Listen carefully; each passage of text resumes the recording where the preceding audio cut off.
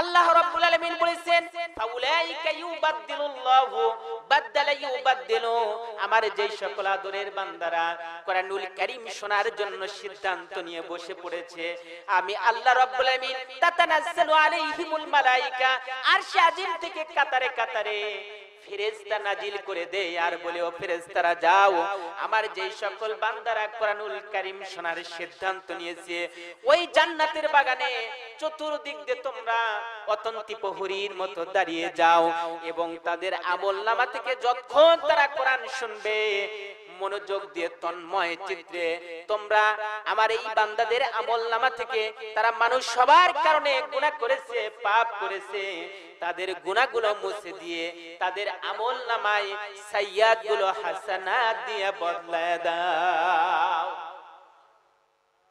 সুবহানাল্লাহর আওয়াজ শুনে সন্তুষ্ট হতে পারলাম না। এখানে বসে আছেন কষ্ট করে, অথচ আপনাদের মাথার উপর দিয়ে আল্লাহর রহমত নাজিল হচ্ছে, এটা আমরা দেখতে পাচ্ছি না। আবার আল্লাহ তাআলা বলছে শুধু তাই নয়, তোমাদের আমলনামা থেকে তোমরা যে গুনাহ করেছো, পাপ করেছো, এগুলোকে এই আমলনামা থেকে এটা মুছে দিবে এবং সাইয়্যাতগুলো, পাপগুলো নেক দ্বারা বদলায় দিবেন। সুবহানাল্লাহ বলে। আমার ভাইয়েরা, শুধু তাই নয়, তাহলে এখানে বসলেই বরকত হবে, রহমত নাজিল হবে, সওয়াব দিবেন এবং গুনাহগুলো maaf হয়ে যাবে। আল্লাহ রাব্বুল আলামিন কোরআনুল কারীমের মধ্যে বলেছেন, আর যারা নাকি এই কোরআনুল কারীম শুনলো না, এই কোরআনুল কারীম বোঝার চেষ্টা করলো না, তাদের ব্যাপারে সূরা ফুরকানের 30 নম্বর আয়াতের মধ্যে আল্লাহ রাব্বুল আলামিন কত সুন্দর করে ঘোষণা করে দিলেন, ওয়াকালার রাসূলু ইয়া রাব্বি ইন্না কওমি ইত্তাখাযু হাদাল কুরআনা মাহজুরা। আল্লাহু আকবার। আল্লাহ রাব্বুল আলামিন বলেছেন, যারা নাকি কোরআন শুনলো না, কোরআন বুঝলো না, কোরআন মানলো না, আবার যারা কোরআনের কথা বললো তাদেরকে সহ্য করতে পারলো না, এরকম লোক আমাদের এই সমাজে আছে না নাই? কোরআন সহ্য করতে পারে না, নিজের বাপ দাদার চিন্তা চেতনা দিয়ে মন মানসিকতা তৈরি করে এরপরে তারা বিভিন্ন ধরনের চিন্তা চেতনা দিয়ে সমাজ রাষ্ট্র পরিচালনা করে, কিন্তু কোরআন তাদের ভালো লাগে না, এরকম লোক আমাদের সমাজে আছে না নাই? আল্লাহ রাব্বুল আলামিন বলেছেন, তাদের ব্যাপারে যেই লোকগুলো কোরআন শুনলো না, কোরআন বুঝলো না, আমার ইমানদার মুত্তাকি ভাইরা মনোযোগ দিয়ে শুনেন, তাদের ব্যাপারে আল্লাহর রাসূল কাল কিয়ামতের ময়দানে আল্লাহ রাব্বুল আলামিন বলেছেন, আল্লাহর রাসূল কাল কিয়ামতের ময়দানে এই সকল উম্মতদের ব্যাপারে মামলা দায়ের করবেন। কি করবেন? কি করবেন? মামলা দায়ের করবেন। আল্লাহর রাসূল যদি আপনার আমার বিরুদ্ধে কাল কিয়ামতের ময়দানে মামলা দায়ের করেন, আমাদের কি বাঁচার উপায় আছে? আমাদের জায়গা কোথায়? জান্নাত না জাহান্নাম? জায়গা হবে জাহান্নামে, উপায় থাকবে না।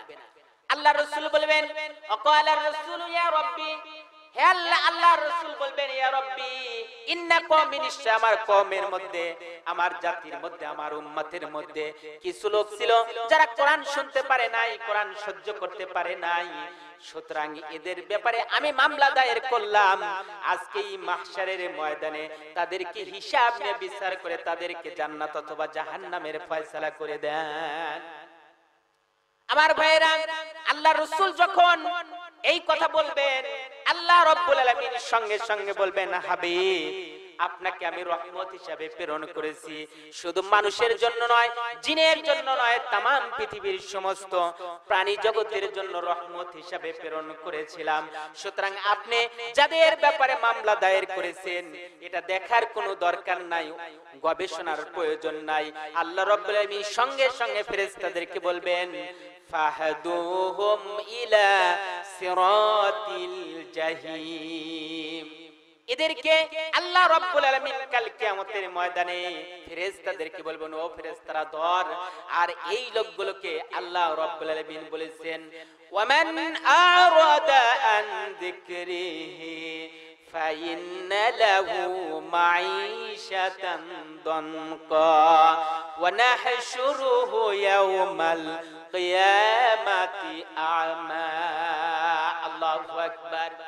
কাল কাল কিয়ামতের ময়দানে এই সকল ব্যক্তিদেরকে আল্লাহ রাব্বুল আলামিন অন্ধ করে উঠাবেন। তারা বলবেন, আল্লাহ আমি পৃথিবীতে চক্ষুষ্মান ছিলাম, আজকে কেন তুমি আমাকে অন্ধ করে উঠালে? আল্লাহ রাব্বুল আলামিন সঙ্গে সঙ্গে জবাব দিয়ে দিবেন, বান্দারে তোকে আমি সৃষ্টি করেছিলাম, সুতরাং তুই পৃথিবীতে তোর মন মস্তিষ্ক উপশত জ্ঞানকে প্রাধান্য দেওয়ার কারণে আমার কোরআন শুনিস নাই। কোরআনকে যেমন তুই আমার কোরআনের কথা যখন বলা হয়েছে তুই তখন আস্তে করে কোরআন ছেড়ে দিয়ে চলে গিয়েছিস এবং আমার কোরআনের ব্যাপারে তুই বিভিন্ন ধরনের কূটনৈতিক করেছিস। সুতরাং এই জন্য তুই সেদিন যেমন তোর সামান্য সুযোগ সুবিধার কারণে অন্ধ হয়েছিলি, আমি আল্লাহ রাব্বুল আলামিন আজকেও তোকে অন্ধ করে উঠালাম। সেদিন আপনাকে আমাকে এই কোরআনের বিরুদ্ধে অবস্থান করার কারণে অন্ধ করে উঠাবেন এবং আমাদের জায়গা হবে জাহান্নাম। কোথায়? আমরা কি কেউ জাহান্নামী হতে চাই? আমরা সকলেই জান্নাতের আশা করি, কিন্তু জান্নাতের কাজ করতে রাজি নয়। আজকে আমি আসলে আল্লাহর দৃষ্টিতে ঈমানদারদের আসলে সর্বোত্তম আল্লাহর যে প্রতিদান হবে এবং আল্লাহ তাদেরকে যে পুরস্কার করবেন সেই পুরস্কারের ব্যাপারে আমি আপনাদের সামনে কোরআনুল কারীম থেকে আলোচনা করব ইনশাআল্লাহ। আর ভূমিকা নয়, এখন আমি আমার মূল আলোচনার দিকে চলে যাব ইনশাআল্লাহ।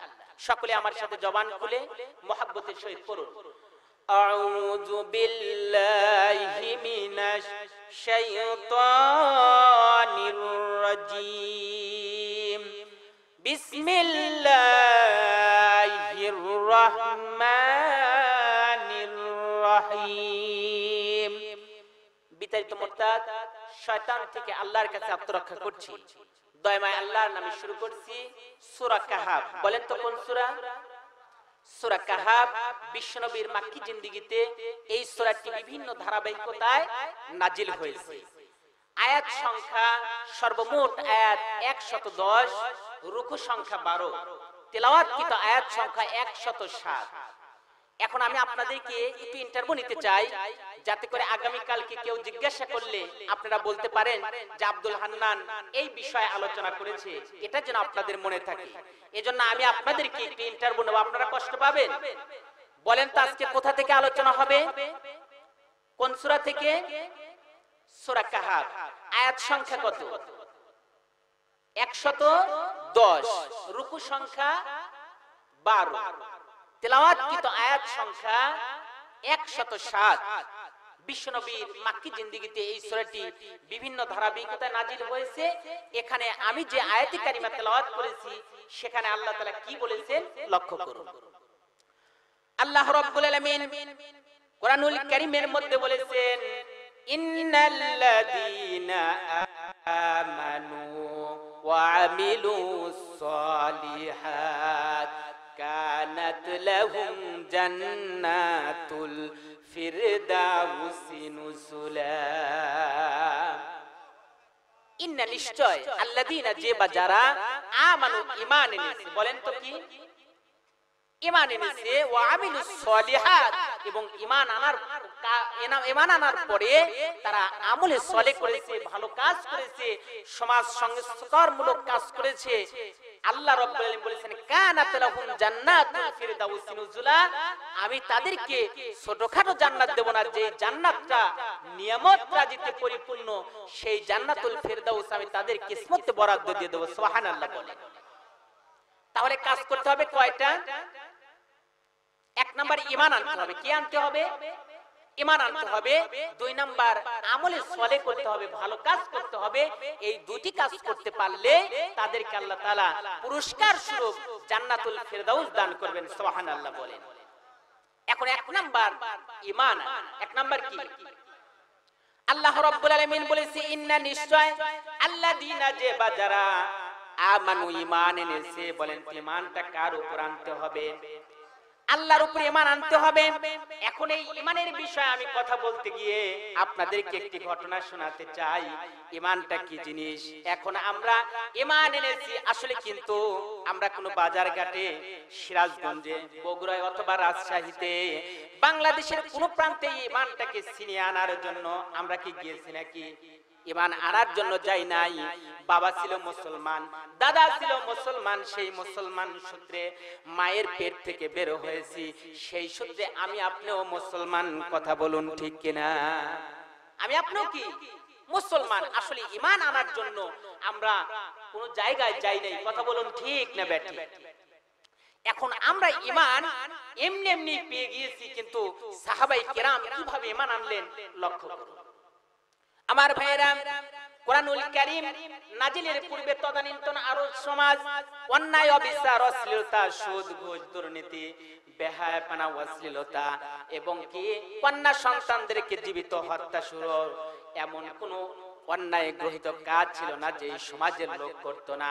সেই সমাজকে আমরা বলি বর্বর সমাজ, জাহিলিয়াত সমাজ, নিকৃষ্ট সমাজ। কথা বলুন ঠিক কিনা? এই সমাজের লোক ভালো কাজ, তারা খারাপ কাজ করত, তারা অন্যায়কে অন্যায় মনেই করত না। এভাবে যখন অন্যায় করতে শুরু করলো, আল্লাহ রাব্বুল আলামিন তখন তার হাবিবকে সেই ধরাধামে প্রেরণ করলেন। সকলে বলুন সুবহানাল্লাহ। আল্লাহর হাবিবকে প্রেরণ করলেন বিশ্বনবী, হাঁটি হাঁটি পা পা করে তিনি যখন বড় হতে শুরু করলেন, সমাজে অন্যায়, অবিচার, অনাচার সমাজের কানাজে কানায় ভরে গিয়েছে। আল্লাহর হাবিব যখন বড় হয়ে গেলেন, তিনি চিন্তা করলেন এই সমাজটায় এত অন্যায় থাকতে পারে না, এত অন্যায় অপকর্ম এগুলো থাকতে পারে না। বিশ্বনবী তখন কি করলেন? তার বন্ধুদেরকে, তার সাথী সঙ্গীদেরকে সঙ্গে করে নিয়ে আল্লাহর হাবিব একটি সংগঠন করলেন, হিলফুল ফুজুল। এই সংগঠন 17 বছর বয়সে বিশ্বনবী দাঁড় করিয়ে এই সংগঠনের মাধ্যমে সমাজ সংস্কারমূলক কাজ করতে শুরু করলেন। সকলে বলুন সুবহানাল্লাহ।